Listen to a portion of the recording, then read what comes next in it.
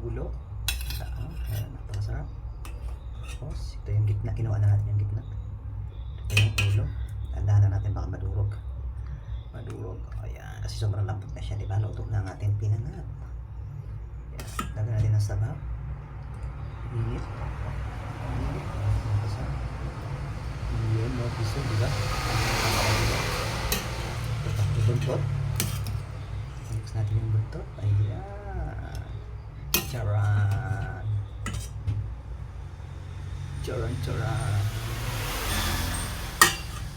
Makasama hanggang dito na lang. See you. Bye-bye. Charan! Hello everybody. Hello everyone. Ayan mga kasay. Tayo ay magluluto ng isda. Hindi ko alam kung ano isda ito. Isda ang tapang ito. Ang magkagawin natin ang pangat. Pinangat ng isda. Ang gagawin natin mga kasay. Luluin ko lang. Magtuto naman tayo ng butter. Tunamin natin yung butter mga kasay. Hindi tayo gagamit ng oil. Butter gamitin natin. Sinuturang natin yung butter.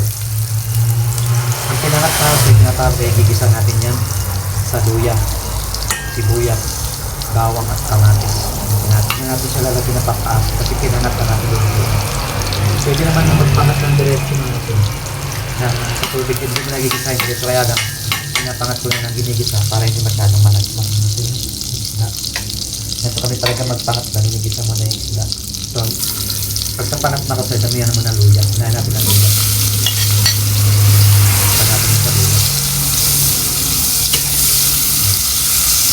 Ang daming luya, diba? Kasi pinangat.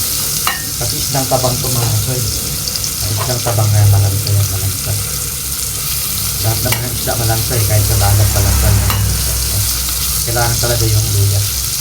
Pag sa mga isda, hindi na mawawala ang luya. Pwede kayo gumamit na hindi luya kapag inihaw na isda. Kaya sa inihaw, hindi kayo gagamit ng isda. Ito, gagawin natin ay pinangat. Pinangat. Luto nga natin natin. Habang hintay natin magbango o lumabas yung aroma ng luya, lunod natin dyan ang bawang mga kapatid. Para lasap-lasap natin yan. Butter lang ating ginamit yan, hindi nang bigat. Gagamitan natin mga kaya saraan ganito. Saraan ito. Bawang. Gagamitan natin yung bawang. Okay. Para ka rin nagtitigan. Kaya lang, ano lang siya. Wala lang siyang pang-asin. No? Sinabawan lang siya, sinabawan with kamatis. Kasi di ba pag sinabi sinabawan, yung una, pakuluan ka lang ng tubig, tapos kamatis, tapos sibuyas, pakuluan mo lang. Pwede naman yun. Kailangan ko ginigisa ko muna. Pangat din naman yun, di ba? Itong pangat. Tinatawag kong pangat. Ginigisa ko muna siya. O hindi siya masyadong malansak din. Hindi ko alam kung ano isda ito mga kapatid. Tignan mo ang kilos. Para siyang maya-maya. Ang lipis ng mukha. Ang lipis ng diba? Ano isda yan mga kapatid? Yung nguso niya punggo. Hindi mo yung nguso niya hindi mahaba. Punggo. Diba? Iniwa-iwa ko siya ng maliit. Malalaki na siya. Sabayin natin siya sa isa. Nilagyan ko na ng asin ko. Inasinan ko na itong isda. Inasinan natin.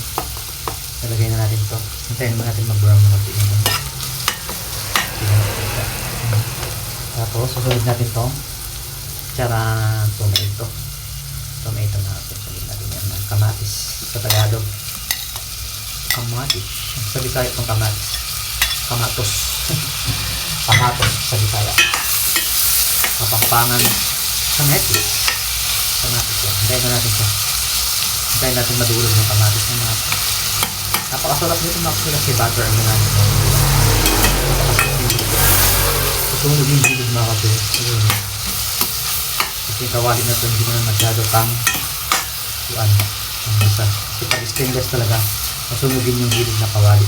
Kasi dito mo siya niluluto. Hintayin na natin yan natin. Takpan na natin hanggang sa sabaw-sabaw konti, no? At ito natin, hindi mawawala ang patis. Konti na lang patis natin na kasi konti na lang yan. Hindi na abutin ng isang linggo. Ito ang ating seasoning toy. Hindi na tayo gagamit ng magic sarap. Hindi na tayo gagamit ng betchin. Hindi na rin tayo gagamit ng ginisa mix, di ba? Mga pampalasa dati wala man yung mga pampalasa, di ba? Ano lang yung dati, as in betchin, okay na, di ba? pampalasa. Pero ngayon ang dami ng pampalasa, di ba? May magic sarap, ginisa mix, at ibang ulit pa ng mga pampalasa tulad nito, diba? Yan na. So habang umaano yung panahon, nagbabago din yung mga panlasa, diba? Dati isang panlasahan na, ngayon wala, marami na, diba? So ito natin itong isda, mga kasay, no? Para siya ma-mix ba? Para siya ma-mix. Saka natin yung sasabawan na yan. Hirap ano to. Wala siyang kaliskis, mga tumis na ito. Walang kaliskis. Wala siyang kaliskis. Kulay silver siya, diba? Silver. Sa isang tabang daw siya. Ginawa ko siyang daing, mga kasayo. Sinati ko yung ulo. Ginawa akong dalawa. Ginawa akong dalawa. Sinumista na. Itong isda na ito, mga kasayo. Hindi siya madaling madurog. Madaling madurog kasi para matigas yung laman niya. Makapagdira tulad ng mga tilapia, mga dalag, yung madaling madurog. Pero ito hindi siya madaling madurog, mga kasayo. Madulog. Madurog, nagagabuti na tayo ba? Kahit na-mix natin siya dito, hindi madudurog, mga kasayo. Kasi matigas ang laman ng isda nito. Kaya ito yung isda na pinatigas ba? Matigas ang laman. I-mix natin siya para mag-absorb yung mga tangkap. Nakapon mo yung ibang tangkap, mga kasayo. Sobrang puno na. Konting sabaw lang ilagay natin dito, mga kasayo. Mix natin yung para yung tangkap. Mix na isda. Hindi naman siya ito, hindi naman siya madudurog yung isda na ito. Kasi makapal ang laman. Hindi siya madurog yung isda. Tapos lagyan natin ng konting sabaw. Yan ang lang. Konting sabaw lang, mga siguro mga isang baso ko lang. Pan muna natin ito. Saan takot ko? Nawawala nga itong mahiwagang takot. Tara, tapang na natin yan. Habang kupo tayo nun. Ang sabaw. Ang sabaw sa pinangat. Kahit hindi na natin lagyan ng paminta yan. Kasi pinangat lang naman ito. Saka hindi naman siya adobo. At hindi naman siya paksiw. Kasabaw. Lagyan natin ito. Isang basong sabaw lang, mga kasi pwede na yun. Isang basong sabaw lang yun. Huwag natin daminan masyadong sa kontak para hintayin natin yan maya-maya, mga kasi na kumulo at maluto. Tignan natin titikman natin yan. Talagyan natin siya na charararara, pampalasa. Medyo busog ako, mga kasi kumain kasi tayo ng merienda. Pancake. Magpa-pancake sana ako, kaya hindi ko pa masyadong gawin. Pag-aaralan ko na gumawa ng pancake. Manonood ba tayo siya? Yan. Kaya, mga kasi, no? Hintayin natin maluto-luto ng konti mamaya-maya. Charan! Ayan, kumulot na nga lang. Kumukulo-kulo na siya, diba? Lumambot na isa. Ibig sabihin niya, luto na yan. Hindi nataan masyadong gawin kasi baka madulog. Tamakasaya ka ng galagay natin siya ng patis. Pero may asin na yan. Pa-butter, maalat na siya. 2 buwan na siya ng patis. Tama na yan, mga kasay. Sumobrang alat. Tapos, sunod natin yung charan seasoning norto, liquid seasoning, original. Pwede ito pang marinate mo.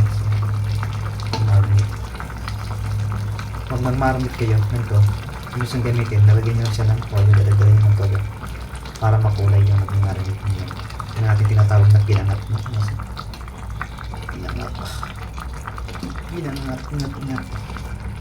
Pinangat na isda. Pero ang totoong pinangat na kasi lagyan siya ng bunga ng kamyas. Yung masarap siya. Iba rin yung pinangat sa Bicol. Kasi parang pinangat sa Bicol, niluluto nila para sa mga palayo. Yung mga pinangat nila ng Bicol. Pero marami namang uri ng pinangat, diba? Ito na uri ng pinangat. Marami. Iba-ibang uri ng mga pinangat. Iba-ibang diskarte kung paano gawin ng pinangat na luto. Pero pag nagpapangat, ikisahin ko naman siya. Yung iba kasi pag pinangat, kasi hindi na hinigisa, dinidiretso na lang sa pinapakulot ng mga sangkap tulad ng sibuyas, kamatis, luya. Wala siyang bawang ng pagpinangat nito. Pero tayo may bawang kasi magigisa natin siya.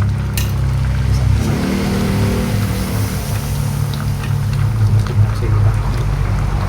Pilik na natin sa mga isda, pinalagot isda.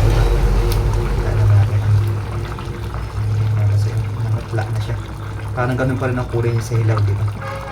Isda nito. Kasi ano siya eh. Wala siyang kaliskis, tapos silver lang ang kulay ng isda na to. Silver siya, silver. Alam na pagluto na itong isda na ito mga kasoy na yung mata niya, putik na. Tsaka yung laman niya, yung laman niya, diba? Yan ang malalambot. Lambot. Kala ko hindi lalambot ng isda na ito, kasi lalambot din pala pag nakuluan ng isda na ito, no? Giging sobrang lambot na yata ba? Parang madudurog ba? Hindi baka madurog. Yan yun na nga, tanggal yung balat niya. Tanggal yung balat niya na akin. Ayan, imambot din pala. Kala ko hindi lalambot. Sobrang init pa naman. Posible hindi sila lalambot na. Kasi ngayon lang ako nakaano ng isda na tumaganda ko sila. Maliit yung maliit yung bibig. Tuka. Tuka ba tawag yan mga kasi? O pambok. O labi. Kaya naman sila. Pala natin. Tapos titikman natin siya mga kasi. Sarap ba natin yung niluto? Wala tayo kutsara. Sabi na natin ito ilalagay dito natin siya mga kasi.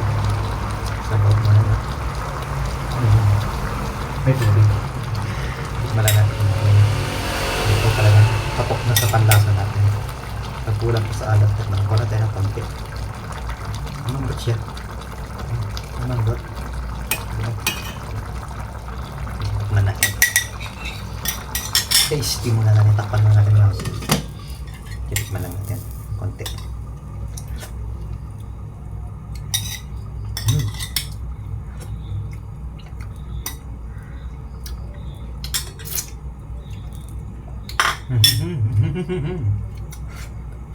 Tinik yung nakain ko mga kasi.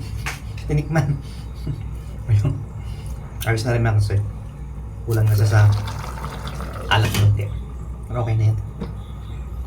Tcharan! Maraming salamat mga kasi sa umabot ng dulo ng ating vlog. Thank you for watching. Ingat po tayong lahat. See you next vlog. Tcharan! Bye-bye!